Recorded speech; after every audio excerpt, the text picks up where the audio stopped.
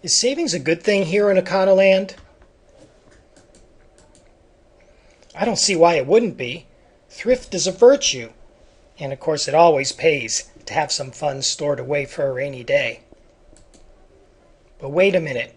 If everybody saves more, there'd be less demand for goods and services, and this could cause a recession. The solution to this paradox of thrift is that the funds that are saved are used via loans to make investments in plant and equipment. This is known as financial intermediation. Getting funds from savers to people who want to use the funds to buy plant and equipment.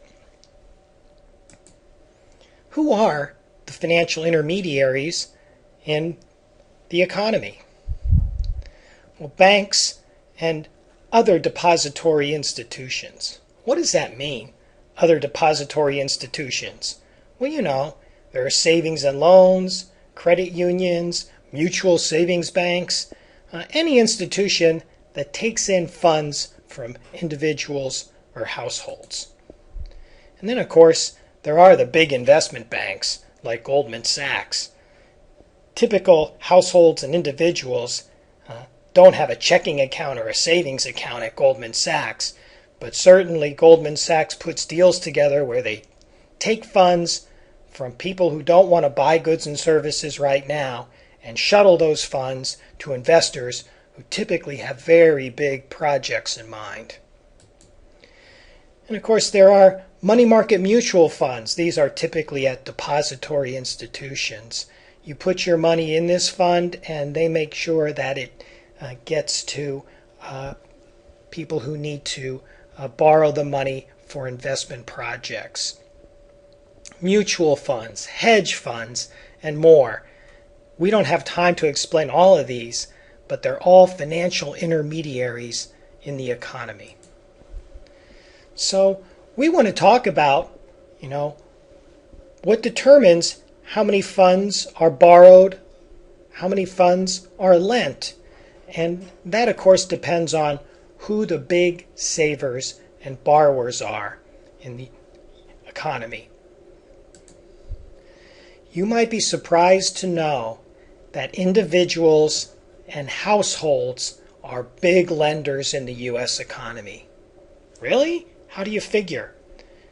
Because when they deposit money into savings accounts, that's like making a loan, right? The bank then is the financial intermediary which shuttles that loan to the big borrower. In fact, households and individuals have deposited over $6 trillion in savings accounts alone, let alone checking accounts, money market funds, mutual funds, and other ways in which households and individuals can save money. Another big lender in the U.S. economy is foreign entities. And by entities, I mean, it could be a foreign household. It could be a foreign, but more typically, it's a foreign firm, a foreign bank, or how about this? A foreign central bank, like the Central Bank of China. There are other lenders in the U.S. economy, but these are the bigwigs.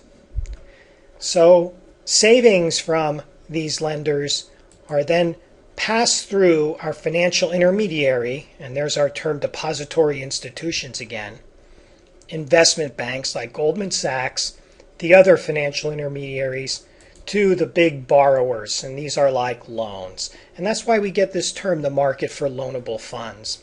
And who are the big borrowers in the U.S. economy?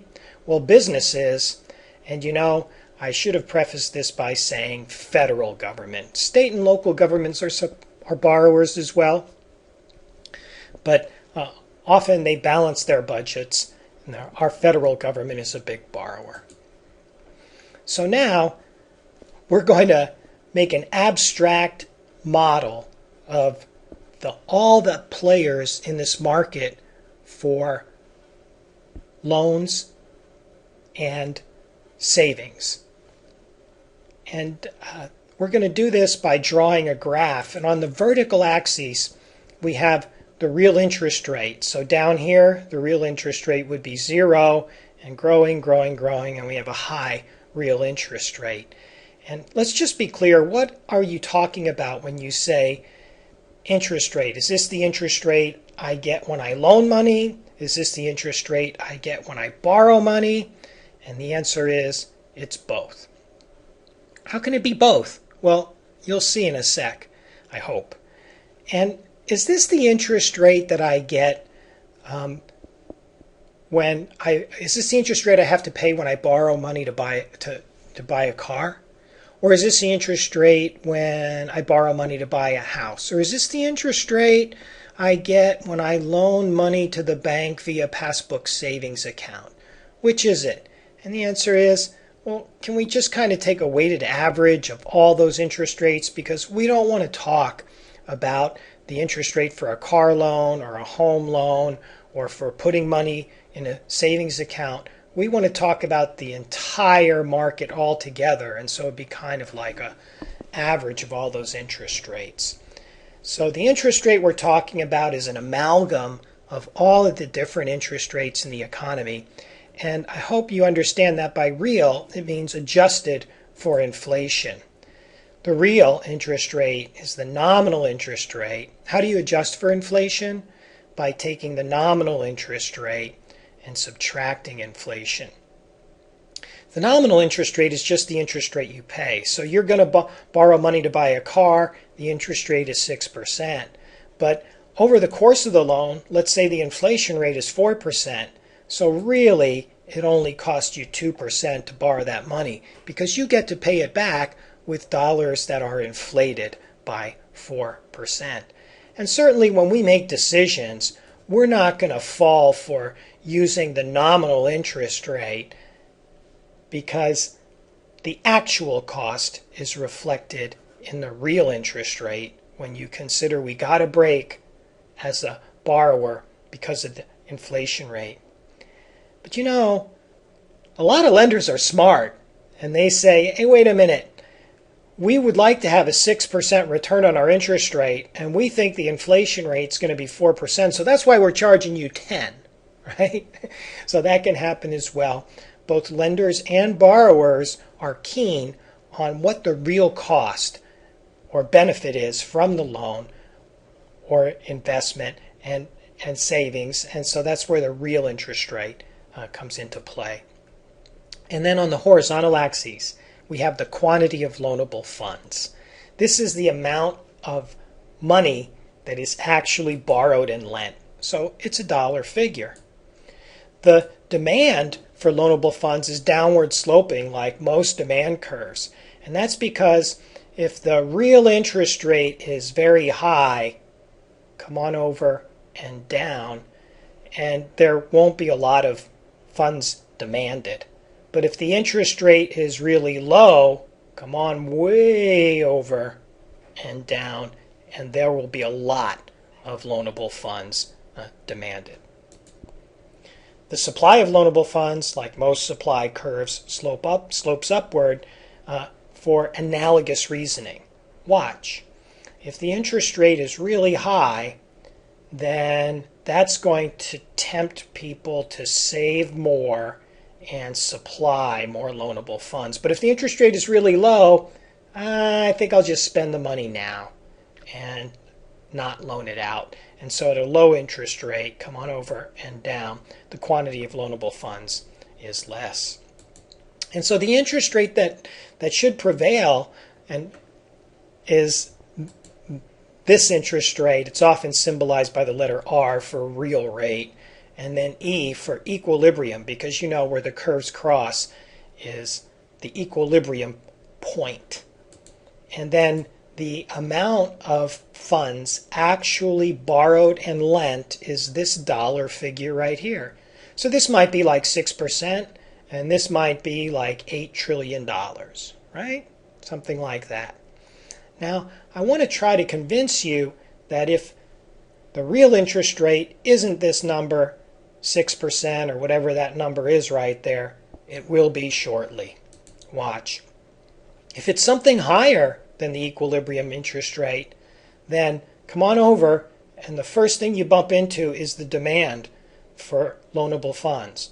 That makes sense, right? If the interest rate is high, the demand for loanable funds, nah, that costs too much. I'm not going to borrow the money. But hey, at a high rate of interest, there's a big supply. People are saying, oh, yeah, wait, I'll save. I'll give you the loan for that rate of interest. And so that distance right there is the excess supply of loanable funds. And of course, when you have an excess supply, that tends to drive the price down. Did I say price? Right? Because the real interest rate is sort of like the price of the loan. So we'll have a surplus here, and surpluses drive the rate down. So if the real interest rate is higher than the equilibrium, it'll be driven down, and just the opposite on the other side. If the interest rate is lower than the equilibrium rate, like right here, there'll be excess demand, because think about it. Oh, it's such an attractively low rate. I'll take a loan. I'll demand a loan. But the supply, oh no, I'm not going to give you a loan at that low rate. There's an excess demand for loans, and that drives the rate up. So we're now in a position to start looking at how the interest rate might change, because it makes it seem like we're going to be stuck here forever now. We've found our equilibrium. But as you can imagine, these curves can shift. But before we look at those shifts, let's try some practice problems to lock these concepts in.